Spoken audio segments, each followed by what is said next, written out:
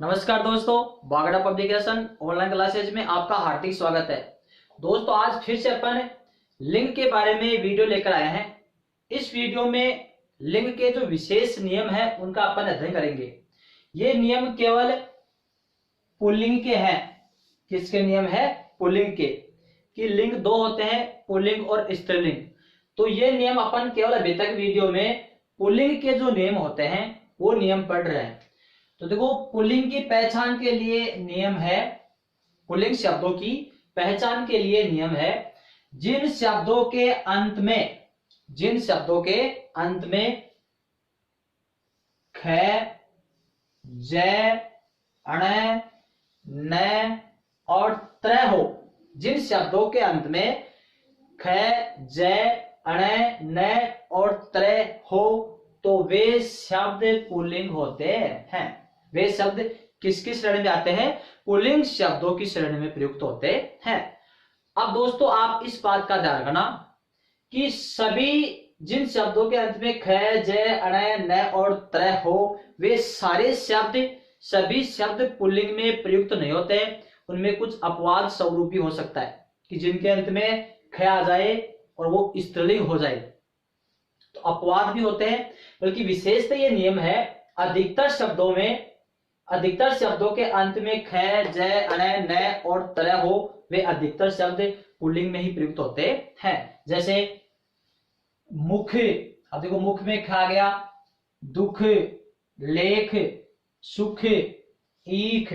देखो शब्दों के अंत में ख है, तो ऐसे और शब्द हो तो वे सदैव पुल्लिंग में प्रयुक्त होते हैं। किसमें प्रयुक्त होंगे? पुल्लिंग शब्दों में प्रयुक्त होंगे। अब देखो, इसमें अपवाद है। इसी के अपवाद कौन कौन से हैं? आंख, राख, भीख, चीख, सीख, साख। अब देखो, इन शब्दों के अंत में भी ख है, इन शब्दों के अंत में भी ख है, बल्कि ये पुल्लिंग में है और ये स्त्रीलिंग में है। तो नियम तो ये होता है कि जिन शब्दों के अंत में ख हो तो वे शब्द पुल्लिंग होते हैं या स्त्रीलिंग, तो आपको पुल्लिंग ही करना है। बल्कि अपवाद स्वरूप हो जाते हैं, जैसे आंख, राख, भीख, चीख, सीख और साख। ये शब्द आपके स्त्रीलिंग में प्रयुक्त होते हैं। फिर दूसरा है आपका जय का नियम। तो जिन शब्दों के अंत में ज हो वे पुल्लिंग होते हैं, जैसे जलज, नीरज, पंकज, मनुज और अनुज। जलज, नीरज, पंकज, मनुज और अनुज, इन शब्दों के अंत में जय का प्रयोग किया गया है, तो ये भी आपके पुल्लिंग शब्दों की श्रेणी में प्रयुक्त होते हैं। बल्कि इसमें कुछ अपवाद स्वरूप इसमें भी है। इस नियम के अपवाद है कि कौन कौन से हैं? लाज, खोज, मौज, फौज, खाज और साज। इनके अंत में भी जय है, इनके अंत में भी जय का प्रयोग किया गया, ठीक है। बल्कि ये पुल्लिंग है और ये आपके अपवाद स्वरूप स्त्रीलिंग है। अब दोस्तों, ध्यान रखने की बात यह है कि इनके अंत में जय का प्रयोग किया गया है, तो जय का यहाँ पर अर्थ होता है, इसमें जो जय है, इस जय का अर्थ होगा जन्म लेना। इस जय का अर्थ क्या होगा? जन्म लेना। जैसे जल प्लस जय, जल में जन्म लेने वाला कमल। नीरज में क्या है? नीर प्लस जय, तो नीर यानी पानी में जन्म लेने वाला कमल। पंख प्लस जय, पंख का अर्थ होता है कीचड़, पंख का अर्थ होता है कीचड़, तो कीचड़ में जन्म लेने वाला कमल। तो यहां तक तीनों का अर्थ क्या है? कमल। मनुज, मनु, जो मनुष्य था, मनु नाम का व्यक्ति था, जिससे ये पूरी सृष्टि रचित हुई है, जिससे पूरी सृष्टि का निर्माण हुआ है, मनु नामक व्यक्ति था।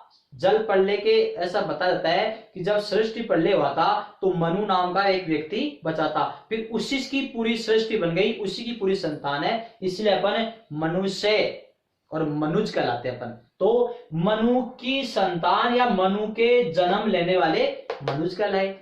मनुज मतलब मनुष्य। अनुज, अनु का अर्थ पीछे, जो पीछे जन्म लेता है वो अनुज। अनुज का मतलब हो गया छोटा भाई, ठीक है। तो जिसके अंत में जय हो वो पुल्लिंग में होते हैं, बल्कि इसमें भी अपवाद स्वरूप आपके लाज, खोज, मौज, फौज और खाज। ठीक है।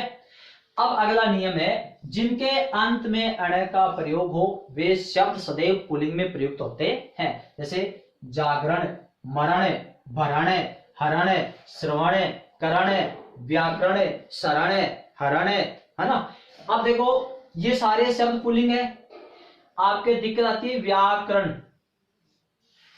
आज तक अपन ने व्याकरण शब्द को स्त्रीलिंग में पढ़ा है, और वैसे भी अपन बोलते हैं कि व्याकरण की पुस्तक, तो वो तो व्याकरण की पुस्तक के लिए आ रहा की शब्द तो ठीक है, बल्कि ऐसा हो कि व्याकरण शब्द हमेशा पुल्लिंग में प्रयुक्त होता है, स्त्रीलिंग में व्याकरण शब्द कभी नहीं होता है। अपन बोलते हैं व्याकरण पढ़ ली, गलत है, व्याकरण पढ़ लिया।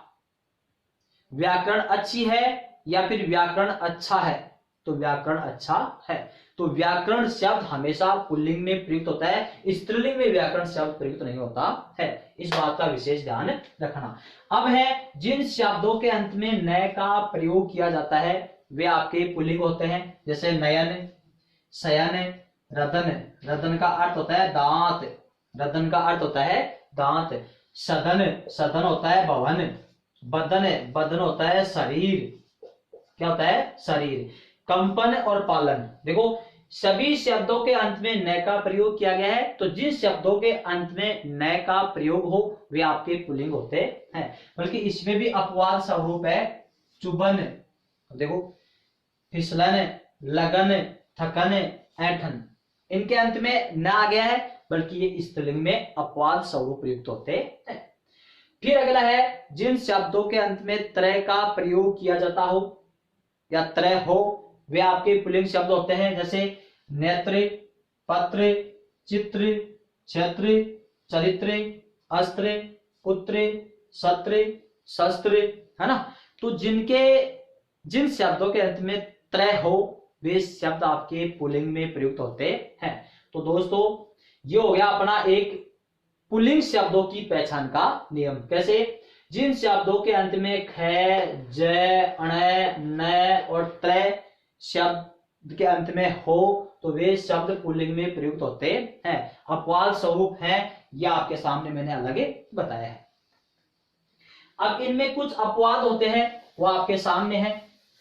इसके बाद में अपना अगला नियम है, इसके बाद में अपना अगला नियम यह है कि कुछ प्रत्यय के योग से भी, कुछ प्रत्यय के योग से भी, प्रत्यय के योग से भी अपने पुल्लिंग शब्द बनते हैं।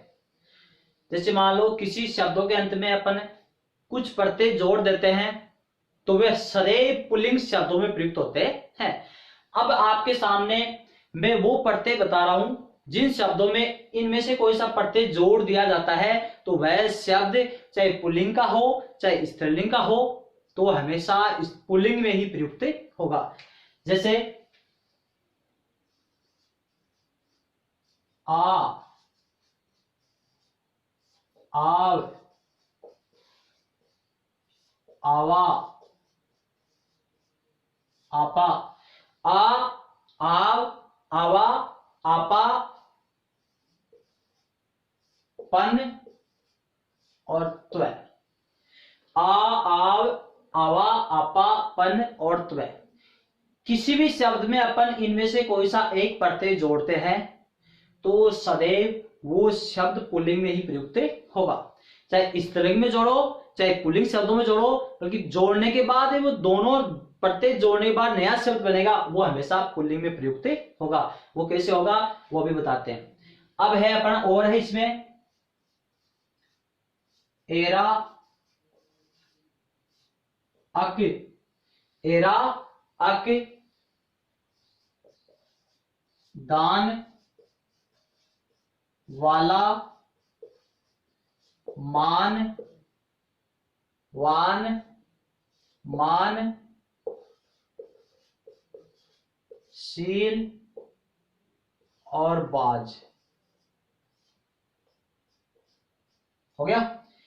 तो अब ये पढ़ते हैं अपने सामने, अगर किसी भी शब्द में इनमें से कोई सा प्रत्यय अपन जोड़ते हैं चाहे वो शब्द पुल्लिंग का हो चाहे शब्द स्त्रीलिंग का हो, चाहे शब्द पुल्लिंग हो चाहे शब्द स्त्रीलिंग हो, उनमें अपन इनमें से कोई सा प्रत्यय जोड़ते हैं तो वो सीधा आपका पुल्लिंग में ही प्रयुक्त होगा।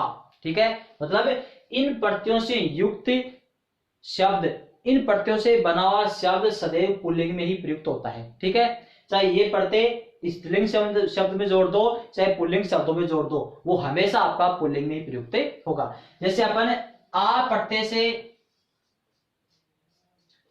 प्रत्यय से युक्त शब्द बनाते हैं, शब्दों में आ प्रत्यय जोड़कर बनाते हैं ना, तो चाहे वो क्रिया में जोड़ो चाहे संज्ञा में जोड़ो चाहे सर्वनाम में जोड़ो चाहे विशेषण में जोड़ो चाहे अविकारी शब्दों में जोड़ो, किसी में जोड़ो आपका पुल्लिंग में ही प्रयुक्त होगा। जैसे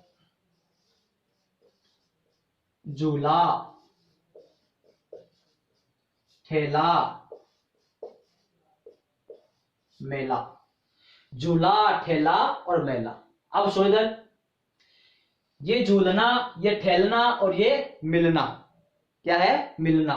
क्रिया में अपन ने आ प्रत्यय जोड़ दिया, क्रिया में अपन ने आ प्रत्यय जोड़ा है और आ प्रत्यय जोड़ने के बाद नया शब्द क्या बना, झूला ठेला और मेला, तो ये शब्द आपके पुल्लिंग में प्रयुक्त हो गए। ठीक है, अब अपन आव और आवाकार बनाते हैं, जैसे आव प्रत्यय जोड़ते हैं और फिर अपन आवा प्रत्यय जोड़कर नए शब्द बनाते हैं।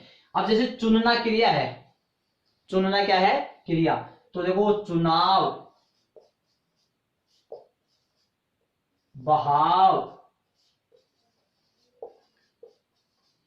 घुमाव, खिंचाव, ये देखो चुनाव बहाव घुमाव खिंचाव, ये सब इन सभी में आव प्रत्यय जुड़ा है।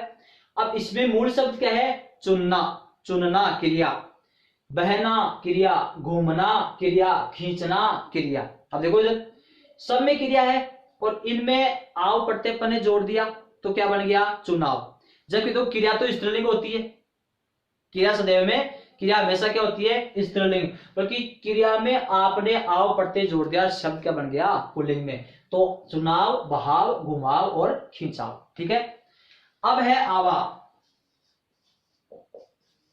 चढ़ावा, दिखावा, चढ़ावा दिखावा। अब देखो इधर, इसमें भी चढ़ना क्रिया है, दिखावा इसमें भी क्रिया है, देखना, चढ़ना और देखना क्रिया है, चढ़ना और देखना क्या है, क्रिया, बल्कि क्रिया में अपन ने आवा प्रत्यय जोड़ दिया तो दिखावा चढ़ावा दिखावा, है ना, ये क्या बन गया, आपके पुल्लिंग शब्द बन गए। अब है आपा, क्या है, आपा। अगर किसी भी शब्द में अपन आपा प्रत्यय जोड़ेंगे, किसी भी शब्द में आपा प्रत्यय जोड़ेंगे तो वह शब्द हमेशा पुल्लिंग में प्रयुक्त होगा। जैसे बूढ़ा, अब बूढ़ा तो क्या चीज है, विशेषण है, क्या चीज है, विशेषण, इसमें आपा प्रत्यय जोड़ते क्या बन गया, बुढ़ापा, क्या बन गया, बुढ़ापा।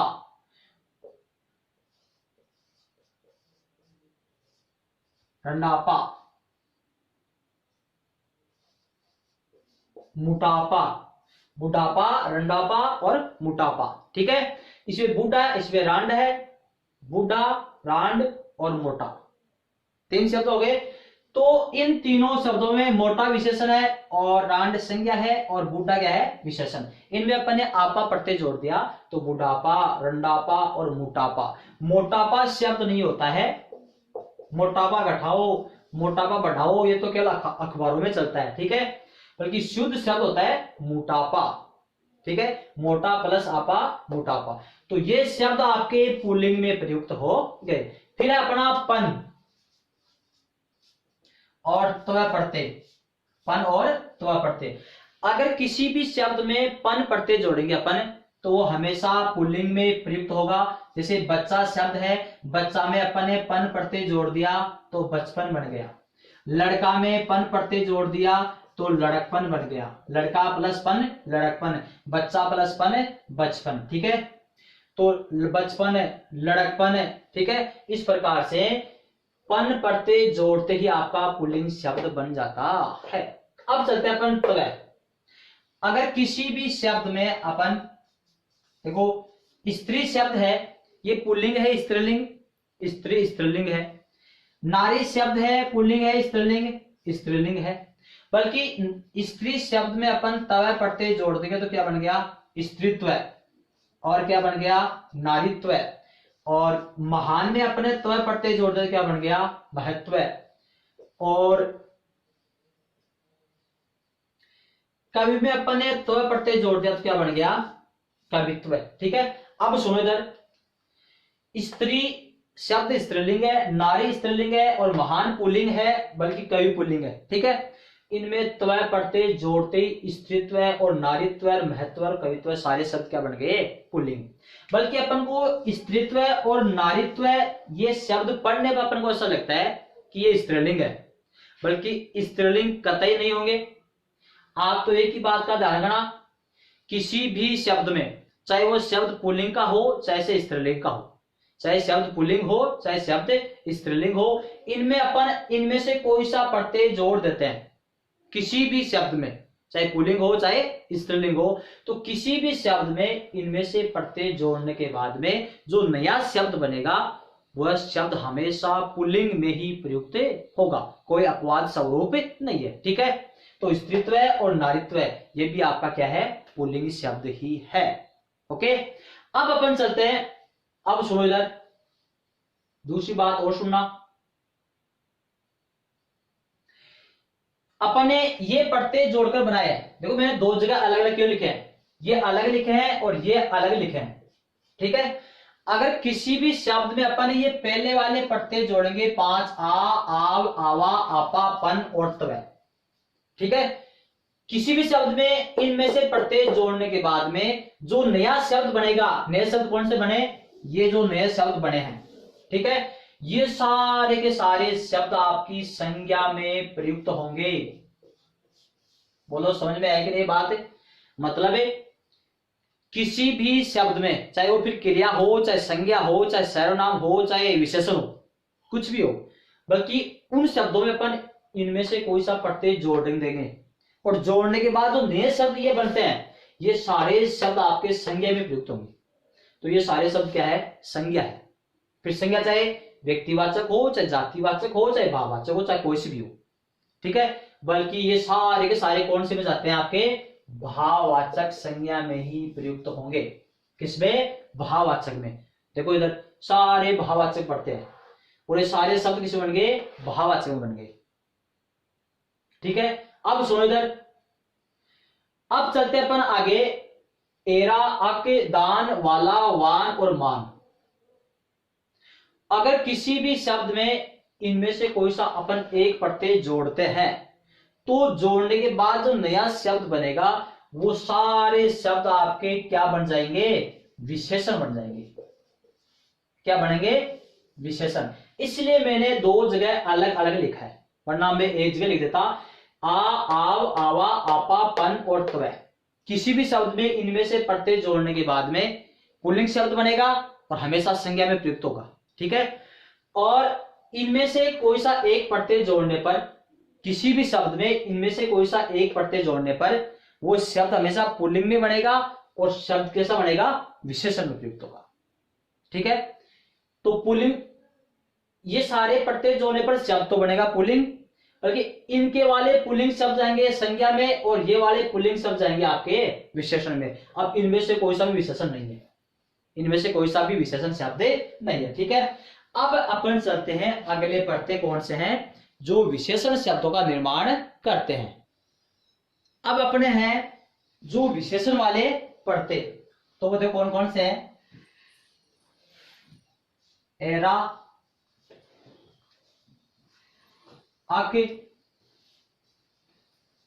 मान, वान, शील, बाज,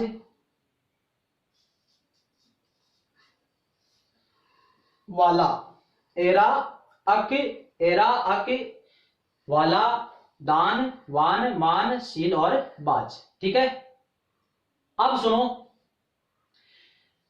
ये पढ़ते अगर अपन किसी भी शब्द में जोड़ते हैं चाहे वो शब्द क्रिया हो, चाहे संज्ञा हो, चाहे सर्वनाम हो, चाहे विशेषण हो। तो ये पढ़ते जोड़ने के बाद में जो शब्द बनेगा, नया शब्द बनेगा, वो हमेशा क्या बनेगा, एक तो बनेगा विशेषण, और विशेषण में कौन सा बनेगा, सदैव पुल्लिंग में ही प्रयुक्त होगा। ठीक है, अब चलो देखे, जैसे एरा शब्द बनाते अपन, लुटेरा, लुटेरा, सपेरा, मोसेरा, ठीक है, चचेरा। अब देखो ये सारे लुटेरा, सपेरा, मोसेरा, चचेरा, बसेरा, कमेरा, लखेरा, ये सब क्या चीज है, एरा पट्टे से बने हुए शब्द हैं। ठीक है, और ये शब्द हमेशा किस में प्रयुक्त होंगे, पुल्लिंग शब्दों में प्रयुक्त होंगे। और ये शब्द बने क्या है, विशेषण। विशेषण काय से बने हैं, ये तो क्रिया से विशेषण बना है, ये संज्ञा से, ये संज्ञा से, ये संज्ञा से। ठीक है, तो ये हो गया आपका लूटना प्लस एरा, तो लूट प्लस एरा लुटेरा। अब देखो लुटेरा पुल्लिंग है, लुटेरा चला गया, सपेरा चला गया, मोसेरा आ गया, चचेरा नाच रहा है, ऐसा नहीं नाच रही है। ठीक है, तो एरा प्रत्यय के योग से जो भी शब्द बनेगा वो हमेशा पुल्लिंग में प्रयुक्त होगा और विशेषण बनेगा। अब है अक, अक से देखो लेखक, पाठक, धावक, तारक। देखो इधर सब में अक पढ़ते हैं, लिख प्लस अक या लेख प्लस अक, पाठ प्लस अक, धाव प्लस अक और तार प्लस अक।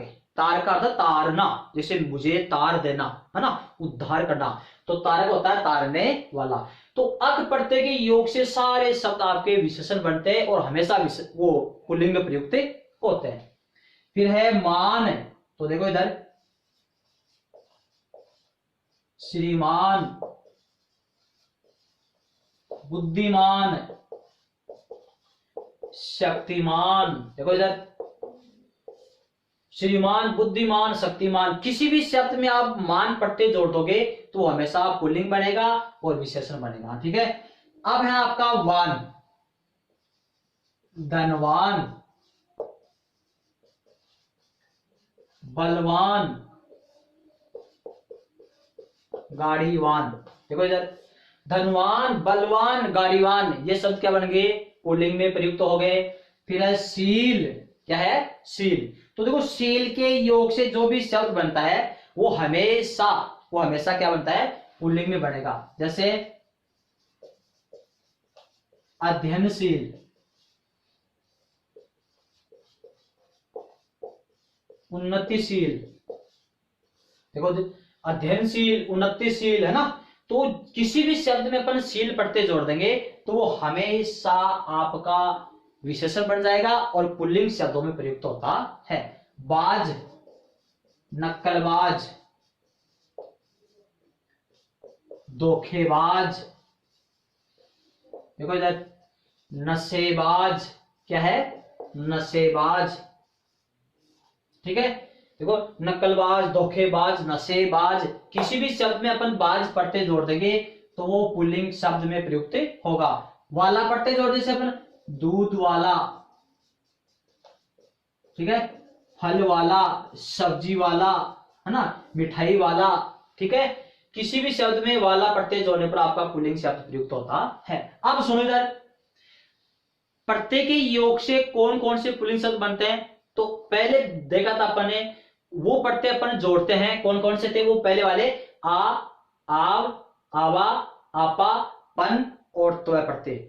वो प्रत्यय अगर किसी भी शब्द में जोड़ते हैं तो पुल्लिंग में प्रयुक्त होगा, बल्कि शब्द बनेगा आपका संज्ञा में। ठीक है, और इनमें से प्रत्यय कोई सा अपन जोड़ते हैं तो शब्द तो पुल्लिंग में प्रयुक्त होगा, बल्कि नए शब्द क्या बनेगा, आपका विशेषण बन जाएगा। ठीक है, तो ये हो गया अपने पुल्लिंग शब्दों की पहचान के नियम। अब अगला नियम है अपना, बल्कि इस नियम में एक थोड़ा सा विशेष बात का ध्यान देना कि जो वान और मान पढ़ते हैं, एक तो ये मान और एक वान। ठीक है, मान और वान प्रत्यय जोड़ते ही शब्द किसमें प्रयुक्त होता है, पुल्लिंग में। जैसे श्री, श्री में अपन मान प्रत्यय जो श्रीमान हो गया। ठीक है, और बुद्धि शब्द में अपन मान प्रत्यय जोड़ देते क्या हो गया, बुद्धिमान। ठीक है, और अपन धनवान है, धनवान में अपन ने धन शब्द में वान प्रत्यय जोड़ तो क्या हो गया धनवान। और बलवान में बल शब्द में वान प्रत्यय जोड़ते क्या बन गया बलवान। और रूप में अपन ने रूप शब्द में अपन ने वान प्रत्यय जोड़ने पे क्या बन गया रूपवान। अब सुनो इधर, किसी भी शब्द में मान और वान प्रत्यय जोड़ने के बाद में पुल्लिंग बन जाता है, बल्कि इन शब्दों का स्त्रीलिंग रूप कैसे बनता है, इन शब्दों का स्त्रीलिंग रूप कैसे बनता है ये ध्यान रखना। क्या है कि अगर अपन मान और वान शब्द जोड़ते हैं, अगर मान और वान शब्द जोड़ते हैं तब तो बनेगा अपना पुल्लिंग शब्द, तब तो क्या बनेगा पुल्लिंग शब्द। और मान के स्थान पर मति और वान के स्थान पर वती। अब सुनो इधर, किसी भी शब्द में अपन मान और वान जोड़ते हैं, किसी भी शब्द में अपन मान और वान प्रत्यय के रूप में जोड़ते हैं तब तो पुल्लिंग बनेगा। और किसी भी शब्द में मति और वती जोड़ देते हैं, किसी भी शब्द में मति और वती प्रत्यय जोड़ देते हैं तो वो शब्द हमेशा स्त्रीलिंग में बने जाएगा। जैसे मान जोड़ोगे तो पुल्लिंग बनेगा, और मान के स्थान पर मति जोड़ोगे तो शब्द स्त्रीलिंग बन जाएगा। वान जोड़ोगे तो पुल्लिंग बन जाएगा, और वान के स्थान पर अपन वती जोड़ दोगे तो आपका स्त्रीलिंग शब्द बन जाता है। अब श्री प्लस मान, श्रीमान क्या हो गया पुल्लिंग। अब मान शब्द हटा दो, मान के स्थान पर मति शब्द जोड़ देने पर क्या बन जाएगा देखो श्रीमती, अब ये स्त्रीलिंग हो गया। अब बुद्धिमान है, मान के स्थान पर फिर मति जोड़ दो तो क्या हो जाएगा अपना शब्द क्या बनेगा बुद्धिमती, बुद्धिमती, तो ये स्त्रीलिंग हो गया। ठीक है, अब है धनवान, वान प्रत्यय जोड़ते पुल्लिंग शब्द है ये, धनवान पुल्लिंग है क्योंकि वान के स्थान पर क्या जोड़ना आपको वती, तो हो जाएगा धनवती, ये स्त्रीलिंग हो गया। बलवान के स्थान पर क्या हो जाएगा बलवती, स्त्रीलिंग हो गया। रूपवान के स्थान पर क्या हो जाएगा रूपवती, ये स्त्रीलिंग बन जाता है। तो इसका विशेष ध्यान रखना कि मान और वान जोड़ने पर पुल्लिंग बनता है, और मान के स्थान पर मति और वान के स्थान पर वती जोड़ने पर शब्द स्त्रीलिंग बन जाता है। ठीक है, अब अपना अगला नियम है कि कुछ शब्द पुल्लिंग भी होते हैं और स्त्रीलिंग भी होते हैं, कुछ शब्द पुल्लिंग भी होते हैं और स्त्रीलिंग भी होते हैं, बल्कि उनका रूप परिवर्तन नहीं होता है। अगर कोई पुल्लिंग में है तो पुल्लिंग में रहेगा, और कोई स्त्रीलिंग में है तो स्त्रीलिंग में रहेगा। उनके आगे पीछे नर और मादा जोड़ने के बाद में वो पुल्लिंग और स्त्रीलिंग बन जाते हैं। जैसे नर शब्द पुल्लिंग के लिए जोड़ा जाता है और मादा शब्द स्त्रीलिंग के लिए जोड़ा जाता है। जैसे मैं आपको एक उदाहरण बता देता हूं अपने, जैसे यहां पर है कोयल, क्या है कोयल, क्या चीज है यहां पर कोयल है, और एक लिखते हैं अपन बाज। हाँ देखो, एक तो है कोयल और एक है बाज। ठीक है, अब अगर आपसे कोयल पुल्लिंग है या स्त्रीलिंग, स्त्रीलिंग है क्योंकि कोयल कूकती है, कूकता नहीं है, तो कोयल उड़ती है स्त्रीलिंग है, बाज उड़ता है पुल्लिंग है। ठीक है, तो ये स्त्रीलिंग है और ये पुल्लिंग है। अब इन शब्दों का ये स्त्रीलिंग है, इसका पुल्लिंग बनाने के लिए, और ये पुल्लिंग है इसका स्त्रीलिंग बनाने के लिए अपन को नर और मादा शब्द इनके आगे जोड़ना पड़ता है। ठीक है, अब जैसे कोयल है, कोयल है स्त्रीलिंग है, अब इसका आपको पुल्लिंग बनाना है, पुल्लिंग बनाना है तो आप देखो इसके आगे आपको लगाना पड़ेगा नर कोयल, नर पुल्लिंग के लिए लगता है और मादा स्त्रीलिंग के लिए लगता है। ठीक है, और ये बाज है पुल्लिंग है, इसका आपको स्त्रीलिंग पूछ ले या स्त्रीलिंग बनाना पड़े तो देखो ये पुल्लिंग है तो इसके आगे आपको लगाना पड़ेगा मादा बाज, तो शब्द आपका स्त्रीलिंग बने जाएगा। तो कुछ शब्द पुल्लिंग और स्त्रीलिंग ऐसे होते हैं जिनके आगे नर और मादा लगाने पर उनका लिंग परिवर्तन हो जाता है। ठीक है, तो इसके बारे में, और जो पुल्लिंग और स्त्रीलिंग का समूहवाची शब्द है, समूहवाची शब्द जैसे समिति, पाठशाला, विद्यालय, यूनिवर्सिटी, है ना, गोष्ठी, संगोष्ठी, समूह, दल, झुंड, ये कौन कौन से शब्दों में प्रयुक्त होते हैं, इनमें से कौन सा पुल्लिंग होता है, कौन सा स्त्रीलिंग होता है, और ये नर और मादा वाला अपन अगले वीडियो में अध्ययन करेंगे। इस वीडियो में ये नियम काफी है। अब जो शेष लिंग के नियम बचे हैं वो अपन अगले वीडियो में देखेंगे। बल्कि ध्यान रखना, अगर अभी तक आपने चैनल को सब्सक्राइब नहीं किया है तो सबसे पहले सब्सक्राइब कीजिएगा। वीडियो में अपन जो भी व्याकरण पढ़ रहे हैं वो गहरी डीपली पढ़ रहे हैं, गहराई के साथ में अध्ययन कर रहे हैं। चाहे आप कोई सा वीडियो उठाकर देख लेना, कोई सा वीडियो देख लेना, और अपन पूरी व्याकरण का वीडियो डालेंगे। और दूसरी बात रही, अपनी ये पुस्तक है बागड़ा पब्लिकेशन जयपुर, पुस्तक का नाम है भारतीय हिंदी व्याकरण कोश, भारतीय हिंदी व्याकरण कोश। अगर इन नियमों का और गहराई से अध्ययन करना है, इनके अनेक उदाहरण आपको पढ़ने हैं, तो आप इस पुस्तक की भी सहायता ले सकते हैं। ये प्रत्येक बुक डिपो पर उपलब्ध है, ऑनलाइन भी मिल जाती है आपको, और इसकी आप सहायता ले सकते हैं। प्रत्येक टॉपिक के पीछे 50-50 वस्तुनिष्ठ प्रश्नोत्तरी भी है, और 400 पेज की किताब है, 400 पेज की पुस्तक है, पूरा व्याकरण विस्तृत रूप से है। तो दोस्तों, चैनल को अभी तक आपने सब्सक्राइब नहीं किया तो सबसे पहले सब्सक्राइब कीजिएगा, पास में बेल आइकन जरूर दबाइएगा, और अधिक से अधिक मात्रा में इसको शेयर कीजिएगा ताकि आपके दोस्त हैं उनको भी फायदा हो सके। ठीक है, धन्यवाद।